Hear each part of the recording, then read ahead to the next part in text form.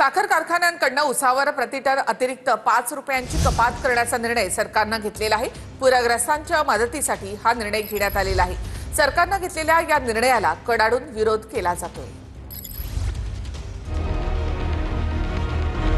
राज्यात सोलापूरसह मराठवाड्यातील पूरग्रस्त बाधित शेतकऱ्यांना मदत करण्यासाठी सरकारने उसाला प्रतिटन 15 रुपये कपात करण्याचा निर्णय घेतलाय।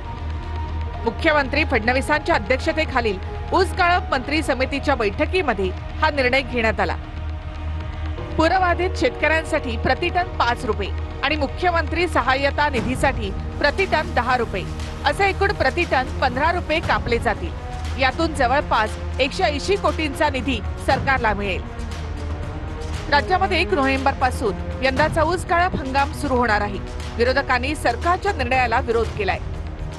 त्यातले 5 रुपये पूरग्रस्तांच्यासाठी द्यायचे आणि 10 रुपये मुख्यमंत्री निधीला जमा करायचे अशा प्रकारचा निर्णय झाला।